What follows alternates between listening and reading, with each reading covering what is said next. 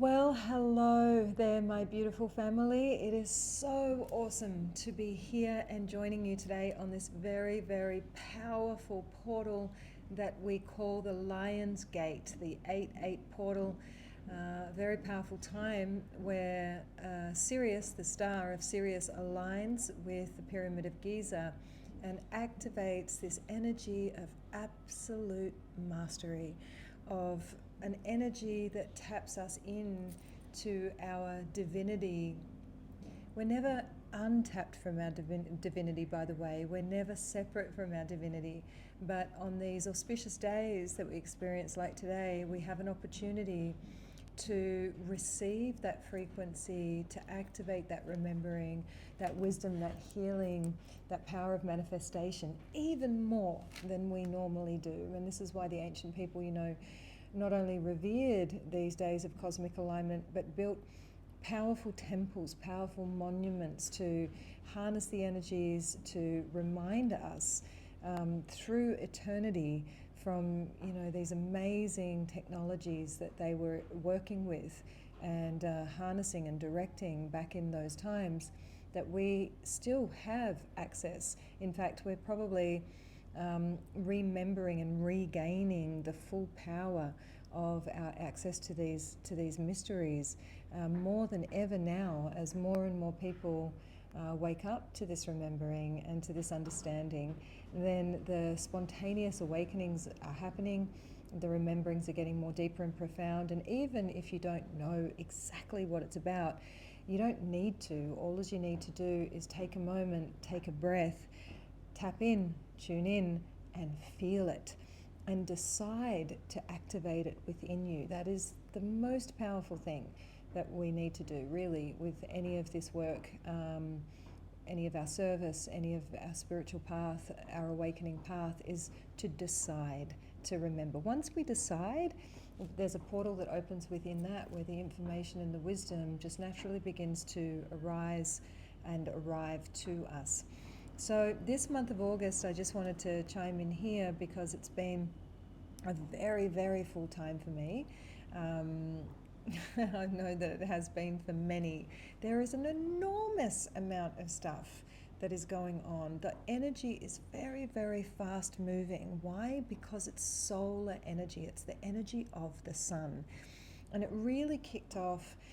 And then, having said that, the energy of the sun coming into the soul of this masculine energy, coming into divine union and harmony and balance with the energies of the sacred feminine. And we kick that off by this month, beginning on the 1st of August, is what we call in the Andean tradition the month of Pachamama, the month of Mother Earth. That means that whilst the 1st of August was Pachamama's day, this entire month in the Andes is a time for rest, for everything being able and given a chance to recalibrate, refresh, and renew itself. Meaning that in the physical, the earth is allowed to rest, the crops, the soil is turned, the crops are rested, the crops will be rotated, and there are enormous amounts of offerings, hayawikris or despacho offerings, that are being made to Pachamama in gratitude to her, to say thank you for the abundance, thank you for everything that has been received over this last year, and also in this expression of Aini, of this sacred reciprocity. Because nothing goes one way, and because we are giving to Mother Earth our gratitude with all our hearts, then Pachamama, the cosmic mother, Mother Earth, she loves us so much that she wants us to receive. So she's inviting the seeding of all that it is that we need to call forth, to flourish, to bloom, to blossom into our highest potential, so that we can be in our highest and best service, first of all to ourselves, because we have to fill our own cup. We can't give from an empty cup. We have to be full and overflowing, so then the giving becomes more effortless.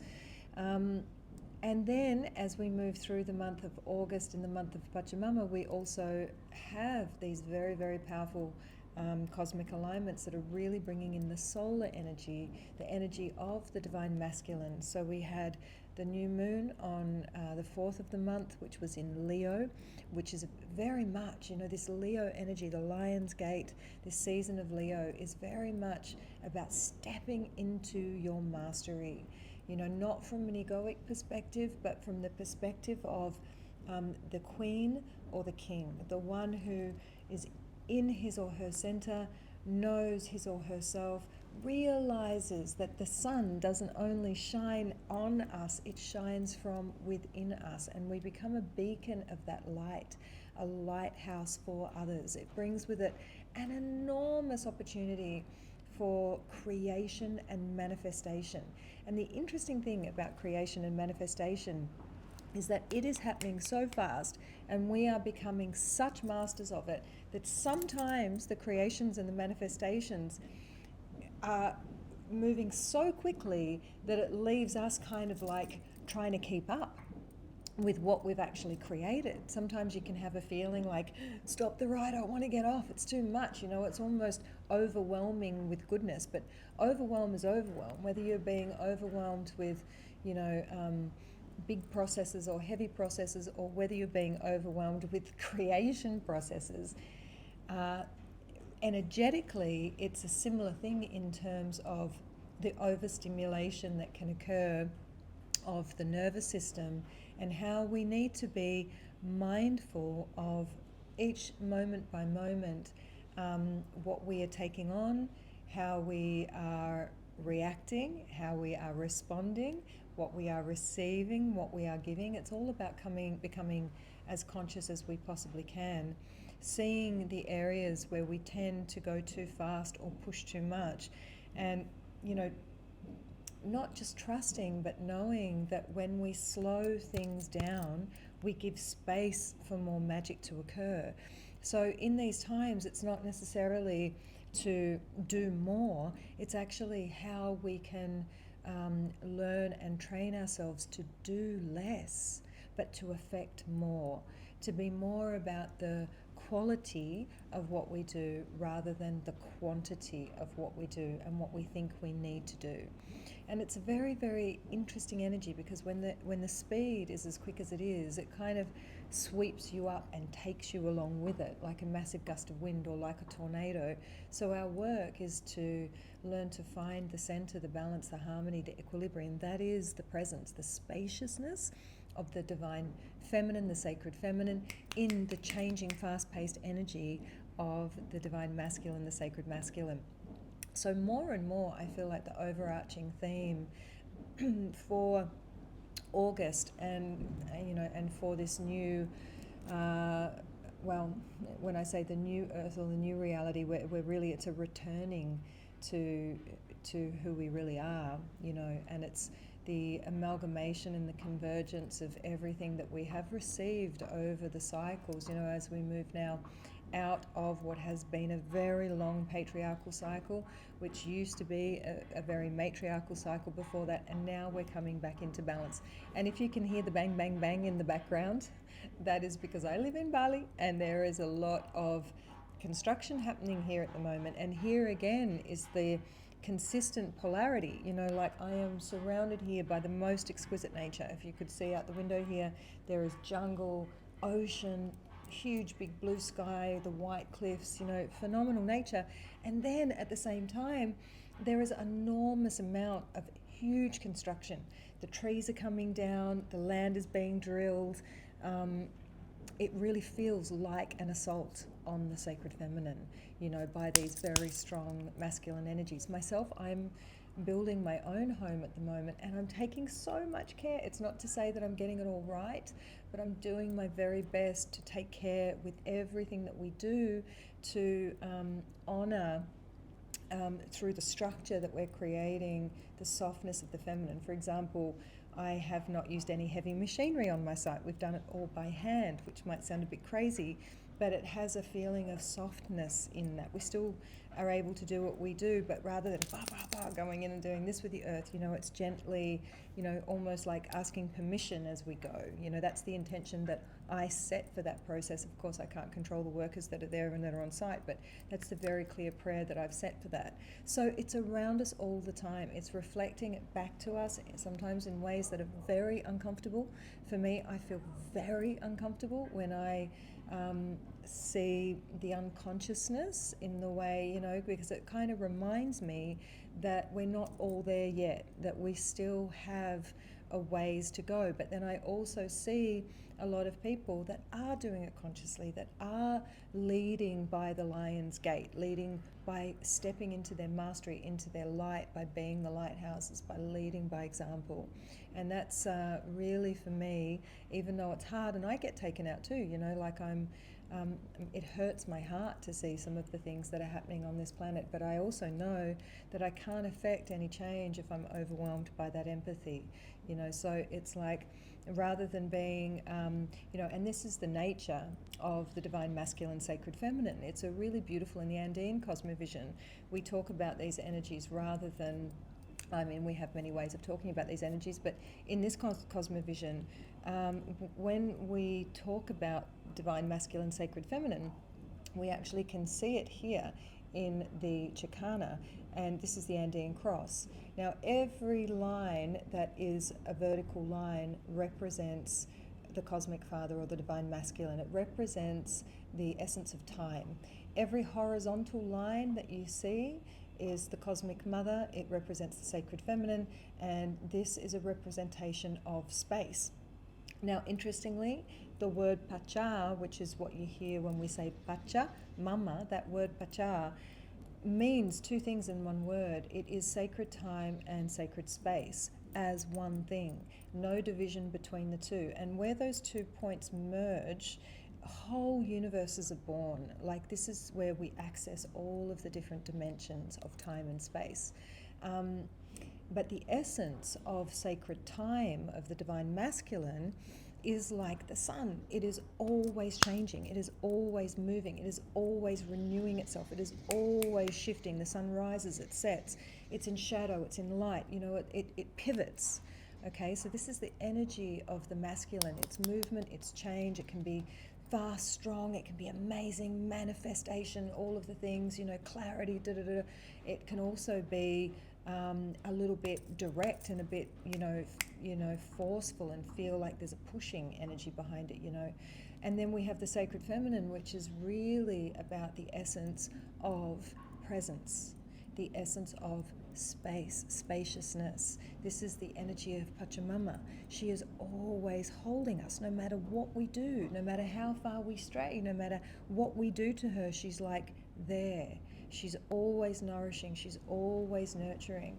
Now, it's interesting when we relate this to masculine and feminine energies and polarities within ourselves, whether you're male or female, because often I find that women want their partners, their masculine partners, or their partners with the masculine essence, to be more present, right? That's what we want, because we have a feminine essence. But the nature of the masculine isn't to be present, ladies. It's not. It's to change, it's to pivot, it's to move, it's to be fast, it's to move. So when we get this, that is the nature of the masculine essence, then we can relax a little bit and be like, okay, we can have some compassion for the divine masculine and for our brothers, that it takes time, there it is, to learn to lean into and embody presence, in the same way that for us as women, being in our feminine essence, in our spaciousness, in our presence, it can be that we have a tendency to get stuck in things for too long. Stuck in our processes, in our ideas, in our thoughts around things, ruminating, over-analyzing, how quickly do we see men moving through, or the people with masculine essence moving through things? It can be really frustrating. You break up with a partner in a relationship and it seems like they're just over it in a jiff, whereas we are processing, with a feminine essence, we're processing for what seems like forever sometimes. Perhaps if you're more dialed into your masculine essence, then you move through it much more quickly. But ideally, we're not going for one or the other now, like the feminine rising, the goddess rising, awesome, but also not helpful. We want to merge those two polarities together, for the divine feminine to find her empowerment, but also to work in harmony and communion with our brothers and with your own masculine essence, so that you can be present with what arises, you can hold the space for what arises, but you can also move and change quickly. You can pivot, adapt, manifest, call in, because also when we ruminate too much in the spaciousness or in what is in the process, then we're continuing to create from a place of what has been, rather than calling in what is to come. And of course, all of that happens from the present moment now. I guess we could say that the present moment now is like the center of the Vesica Pisces, where the masculine and the feminine overlap, and there's the third circle in the center, which is absolute harmony, which is absolute balance. So for me, this month of August is really about that. We also have beautiful Venus, the goddess Venus is in Tuska. She's called in the Quechua language, or Mama Chaska. It's the mother star, the mother planet, and she has made her gorgeous return to the night sky after having 9 months in the shadow of the sun. So, she's been through this birthing portal where she's gone inward, discovered whatever it is that she needs to know about herself, found her light, found her power, found her radiance, found her beauty, found her courage to shine, and now she stands in front of the sun every evening, and moves from the morning star into the shadow, and now re-emerges as the evening star, which is just such a beautiful and powerful metaphor for all of us. I'm just going to say, I was in a relationship once where I felt like Venus, actually. I kind of really shrunk back. I felt like I needed to go more into my feminine and allow my partner at the time to be more in the masculine, but I actually realized in retrospect, or as I was moving through it, that it wasn't a healthy masculine and it wasn't a healthy feminine that I was in.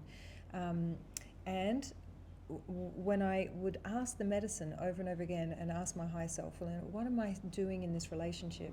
The message kept coming to me that you will be here until you learn to step forward and shine your light alongside of the masculine, without dimming, without feeling like anyone can shut you down or you are going to shut yourself down, and not to be to let go of all fear of triggering anything or anyone, just to stand in the power and the beauty of your light. And that was my work in that relationship. And of course, I did it, and everything changed. My work changed, my life changed, and of course, so did my relationships. And that is when I called in my beautiful husband, Lars, who we stand side by side. Divine masculine, sacred feminine, we stand side by side, we stand back to back. When we had our wedding in the Andes, the vows were that we stood together spine to spine, and our sacred staff, the union, it became one, so that as we looked out into our families and communities as divine equal opposites making a powerful whole, that we were able to be in greater, more effortless service, to receive more, to give more. So this is my wish for all of us, whether you're in relationship or whether it's in relationship with yourself, in relationship to the world, to work with and harness these beautiful energies this month, and really watch ourselves in relationship to where we're being, perhaps predominantly in the fast energy, the energy of shifting and change, where we tend to hang out and be a little bit, perhaps too slow in terms of hanging out in our processes, and not moving with precision, not moving with clarity, so that we're not actually moving forward. And see within us how we can bring those things back into center, and then how we can walk those things in our life to create even more balance and even more harmony. And of course, when we do that for ourselves, because that exponentially ripples out, that is our service, that is our healing, that is our purpose, and the way that we can be true light workers and lighthouses in the world. Like, make no mistake, don't underestimate how powerful your own process and your own inner work and everything that you move through it is phenomenally powerful, because there is a web of light. We call it the Teximuyu, like a spider's web that goes out into every single direction across this planet, into the universe, into the multiverse. And even the tiniest little movement that you make in your part of the web reverberates. The vibration, the energy, the code, the frequency, the patterning goes out into the whole web. So you are making a difference with every thought you think, every move you make, every step you take. You are making a difference to the whole. So thank you so much, everybody. I'm going to record a beautiful guided process for you to use this month if it feels right for you to work with these powerful energies. And thank you so much for being here and for listening. I do have an apprenticeship happening at the moment called Wilkasuyu that I would love to invite you to join. For men and women, if you would like to know more about working with the sacred medicine bundle, the Mesa, and the art of facilitation, particularly working with the beautiful deep medicine of cacao and serving that to your families and communities. And then there is also Hampikanusta, which is a 12-month apprenticeship for medicine women, beginning again in January with Maestro Puma and I. Or you can come join me live on one of the very, very powerful journeys or events that I do around the world. Okay, so bye for now, and have an amazing Lion Gate portal and an amazing August. Thank you, thank you, thank you. Tu penanchis kama.